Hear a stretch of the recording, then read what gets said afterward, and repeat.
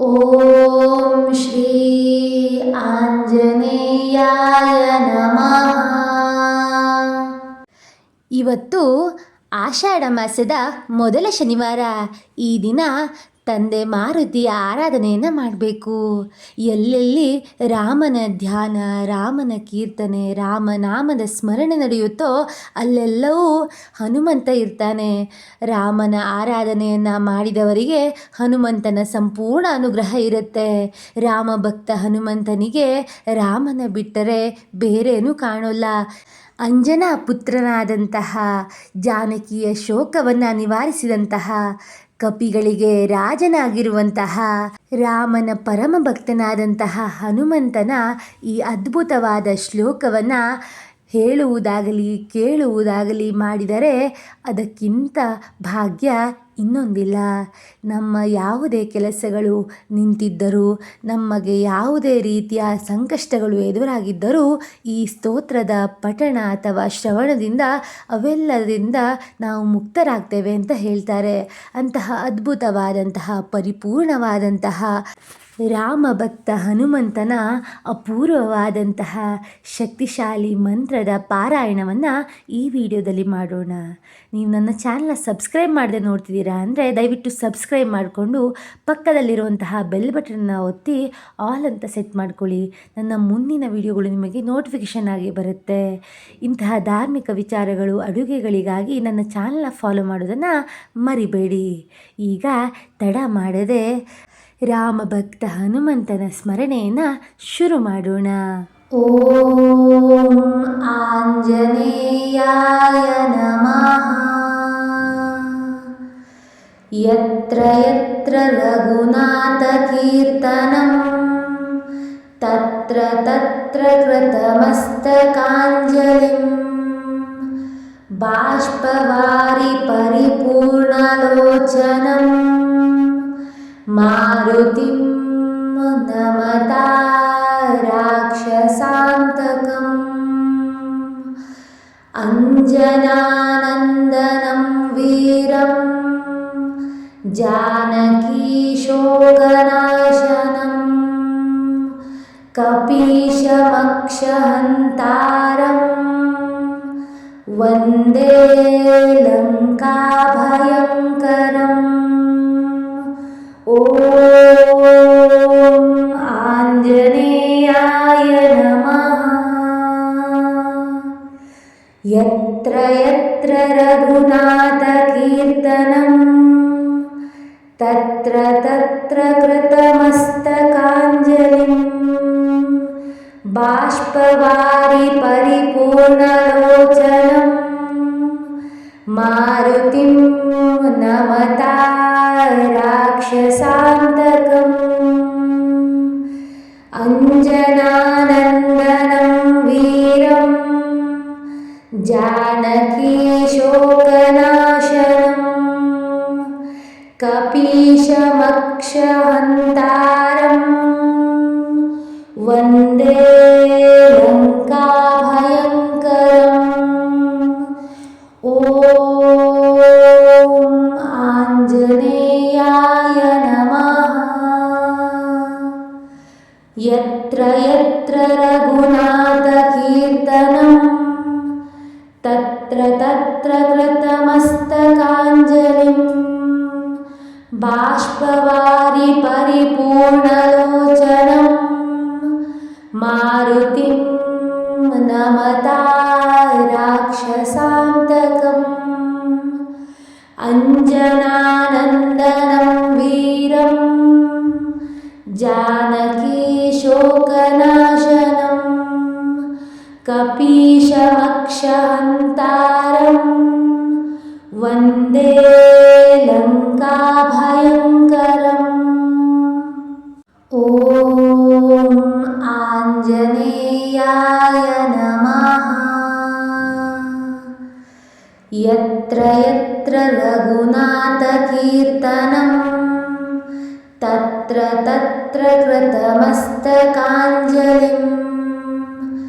ಬಾಷ್ಪವಾರಿ ಪರಿಪೂರ್ಣಲೋಚನಂ ಮಾರುತಿಂ ನಮತಾ राक्षसान्तकम् अञ्जनानन्दनं वीरं जानकीशोकनाशनं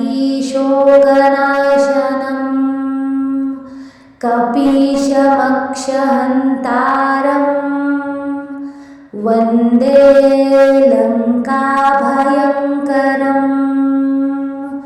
ॐ आञ्जनेयाय नमः। यत्र यत्र रघुनाथकीर्तनं तत्र तत्र कृतमस्तकाञ्जलिं बाष्पवारि परिपूर्णलोचनं मारुतिं नमता राक्षसान्तकम् अञ्जनानन्दनं वीरं जानकीशोकनाशनं कपीशमक्षहन्तारं वन्दे लङ्काभयङ्करम् ॐ आञ्जनेयाय नमः। यत्र यत्र रघुनाथकीर्तनं तत्र तत्र कृतमस्तकाञ्जलिं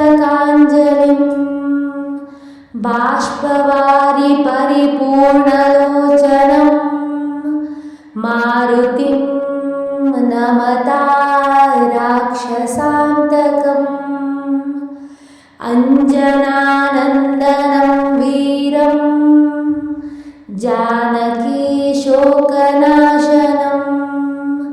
कपीशमक्षहन्तारं वन्दे लङ्काभयङ्करम् ॐ आञ्जनेयाय नमः। यत्र यत्र रघुनाथकीर्तनं तत्र तत्र कृतमस्तकाञ्जलिं बाष्पवारि परिपूर्णलोचनं मारुतिं नमता राक्षसान्तकम् अञ्जनानन्दनं वीरं जानकीशोकनाशनं कपीशमक्षहन्तारं वन्दे लङ्काभयङ्करम् ॐ आञ्जनेयाय नमः। यत्र यत्र रघुनाथकीर्तनं तत्र तत्र कृतमस्तकाञ्जलिं बाष्पवारि परिपूर्णलोचनं मारुतिं नमता राक्षसान्तकम्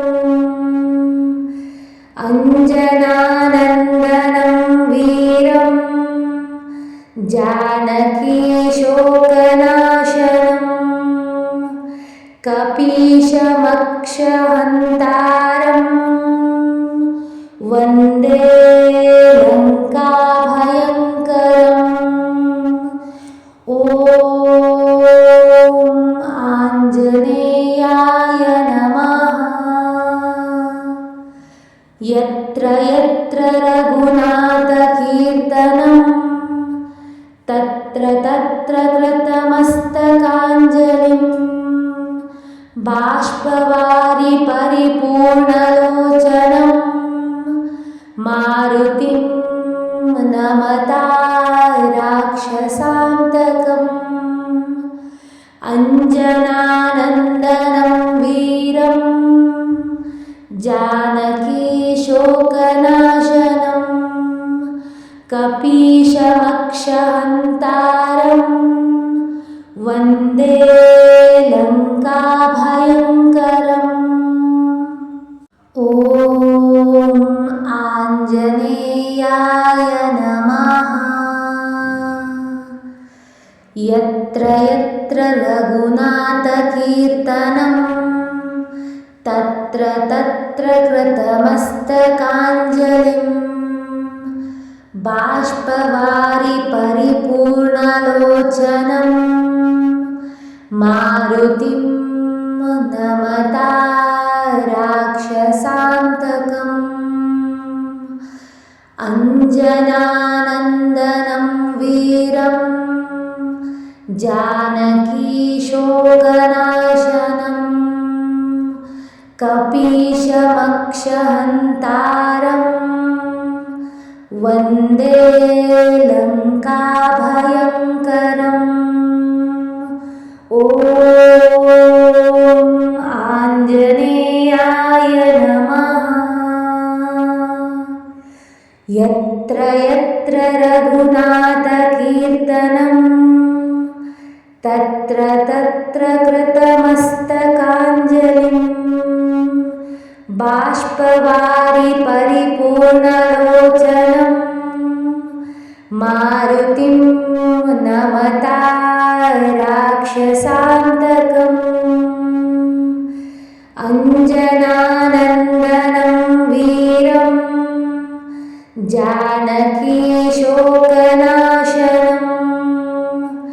कपीशमक्षहन्तारं वन्दे लङ्काभयङ्करम् ॐ आञ्जनेयाय नमः। यत्र यत्र रघुनाथकीर्तनं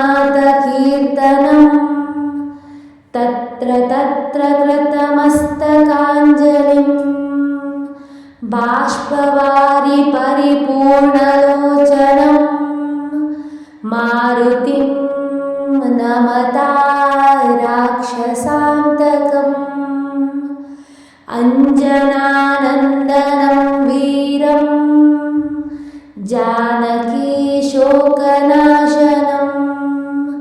कपीशमक्षहन्तारं वन्दे लङ्काभयङ्करम्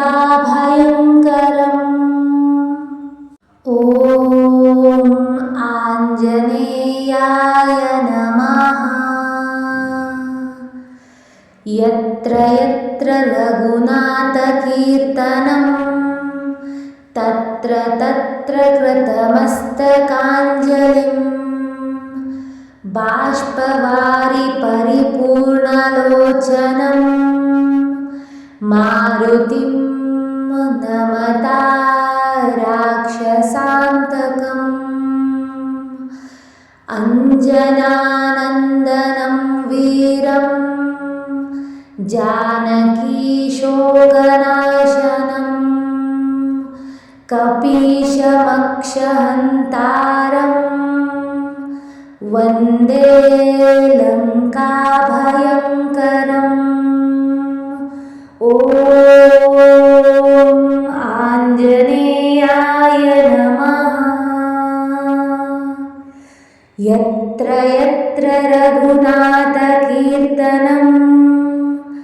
तत्र तत्र कृतमस्तकाञ्जलिं बाष्पवारि परिपूर्णलोचनं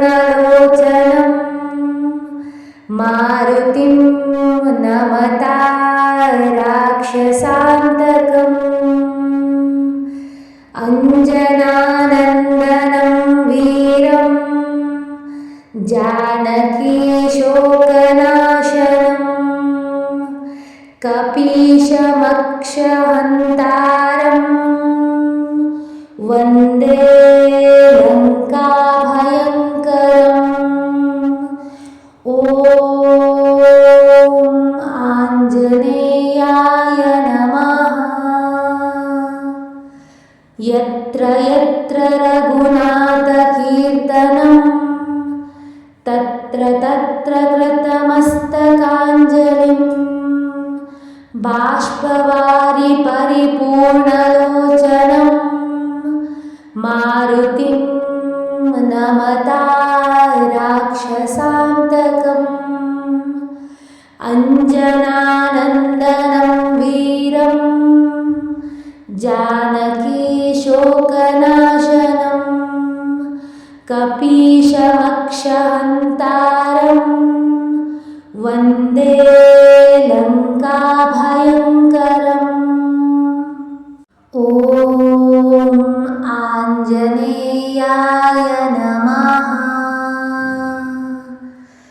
यत्र यत्र रघुनाथकीर्तनं तत्र तत्र कृतमस्तकाञ्जलिं बाष्पवारि परिपूर्णलोचनं मारुतिं नमता राक्षसान्तकम्। अञ्जनानन्दनं वीरं जानकी शोकनाशनं कपीशमक्षहन्तारं वन्दे लङ्काभयङ्करम्।